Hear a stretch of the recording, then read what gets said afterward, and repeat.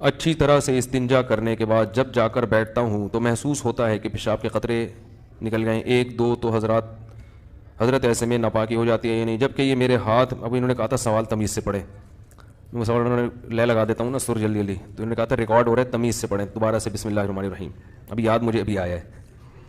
اچھی طرح سے استنجا کرنے کے بعد جب جا کر بیٹھتا ہوں تو محسوس ہوتا ہے کہ پیشاب کے قطرے نکل گئے ہیں، ایک دو، تو حضرت ایسے میں کوئی قوما تو لگا دیا کریں جہاں لگانا ہوتا ہے، حضرت ایسے میں ناپاکی ہو جاتی ہے یا نہیں؟ جبکہ یہ میرے ہاتھ میں نہیں ہے، اس سے بھی عذاب قبر ہوتا ہے؟ ہوتا تو ہاتھ میں ہی ہے بھائی۔ اچھا خیر، وہ ایک دیہاتی آدمی روڈ پہ کھڑا ہوا پیشاب کر رہا تھا، پولیس نے کہا یہاں، کسی نے آ کے کہا یہاں پولیس نہیں پکڑتی، اس نے کہا خود ہی پکڑنا پڑتا ہے۔ پولیس کیوں پکڑے گی بھائی؟ جو سمجھدار ہیں سمجھ گئے ہیں۔ اچھا وہ سمجھا کہ چلو چھوڑے۔ اچھا خیر، تو بھائی دیکھو، جب پیشاب کر لیں نا، پیشاب سے فارغ ہو جائیں تو تھوڑی دیر اطمینان سے بیٹھے رہیں، ٹھیک ہے نا؟ جب اطمینان ہو جائے کہ اب مزید خطرہ نکلنا بند ہو گیا تو پانی ڈالیں اور پتلی گلی سے نکل لیں، دوبارہ اسٹڈی کرنے کی، مطالعہ کرنے کی چندہ ضرورت نہیں ہے، بالکل وہم ہو، شک ہو، اس سے وضو نہیں ٹوٹے گا۔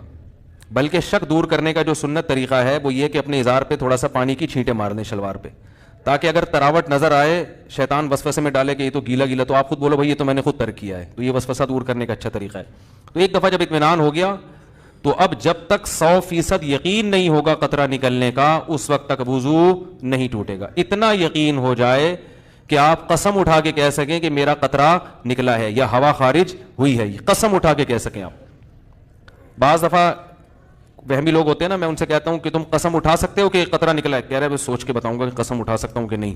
اس پہ بھی کنفیوز ہوتا ہے کہ قسم اٹھا سکتا ہوں کہ نہیں، تو میں نے کہا یہ اس کی علامت ہے کہ نہیں اٹھا سکتے، کیونکہ اتنا یقین ہوتا تو فوراً قسم اٹھاتے۔ دیکھو ابھی سورج نکلا ہوا ہے، فوراً قسم اٹھا کے ہم کہہ سکتے ہیں اللہ کی قسم سورج نکلا ہوا ہے، اس میں کنفیوز نہیں ہوتا انسان۔ تو جب تک اتنا یقین نہ ہو جائے کہ پیشاب کا قطرہ نکلا ہے یا ہوا خارج ہوئی ہے، اس وقت تک وضو آپ کا باقی رہے گا۔ لیکن وہمیوں کو بات سمجھ میں نہیں آتی ہے، پھر بھی کنفیوزڈ ہی رہیں گے یہ۔ تو اللہ اس کے رسول نے جب ایک بات بتا دی ہے تو بھائی اس پہ یقین کر لو، بس چپکے سے نماز پڑھو۔ پھر شیطان کہنا کہ ہو سکتا ہے نکلا ہو، تو بولو نکلا ہوگا تو بھی اللہ قبول کر رہا ہے، ہم نے اللہ سے قبولوانی ہے۔ جب اللہ قبول کر رہا ہے تو ہمیں یہ سوچنے کی کیا ضرورت ہے کہ نکلا ہے کہ نہیں نکلا، جب اللہ ایسے ہی قبول کر رہا ہے۔ تو ایک دفعہ اطمینان ہو کہ قطرہ آنا بند ہو گیا، اس کے بعد پھر شک سے وضو نہیں ٹوٹے گا۔ ہاں بعض یہ جو نوجوان لڑکے ہیں یا کم عمر لڑکے ہیں، یہ پیشاب کرتے ہی اٹھ کے بھاگ جاتے ہیں، تو پیشاب کرنے کے کچھ وقت تک تو بہرحال تری نکلتی ہے، تو ایک دم سے بھاگ گئے تو اس سے شلوار بھی ناپاک ہوگی، وہ جگہ بھی ناپاک ہو جائے گی۔ تو اگر شلوار اتنی ناپاک ہو گئی ہے کہ جو 5 روپے کا سکہ، اس کی کیا دلیل ہے؟ لوگ اس پہ بھی اعتراض کرتے ہیں، قرآن حدیث میں کہاں لکھا ہے کہ 5 روپے کے سکے کے برابر اگر ناپاک ہو گئی تو وہ ناپاک ہے، اس سے کم پاک ہے؟ تو یہ بھی کسی وقت بتاؤں گا انشاءاللہ، اس پہ میرا ایک مناظرہ بھی ہوا ہے، ایک صاحب کہہ رہے تھے اس کی کیا دلیل ہے، تو آج تک پھر وہ دوبارہ الحمدللہ انہوں نے دلیل نہیں مانگی۔ 5 کا سکہ جو چھوٹا ہو گیا، صحیح کہہ رہے ہیں بھائی، وہ پرانا والا سکہ رائج الوقت نہیں، پرانا سکہ جو ہتھیلی کی گہرائی کے برابر ہے، صحیح کیا آپ نے، اچھا ہوا لقمہ دے دیا آپ نے۔ جو پرانا والا سکہ تھا جو ہتھیلی کی گہرائی کے برابر ہوتا ہے نا وہ سکہ، تو اس سے کم اگر نجاست لگی ہو تو وہ کیا ہے، کپڑے پاک رہیں گے۔ سمجھ میں آ رہی ہے بات؟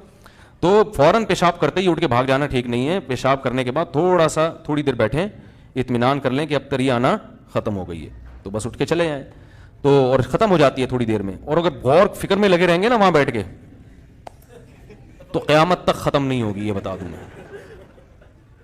قیامت آ جائے گی، پولیس بلوانی پڑے گی آپ کو واش روم سے باہر نکالنے کے لیے، جو کیونکہ وہمیوں کا کوئی علاج نہیں ہے دنیا میں۔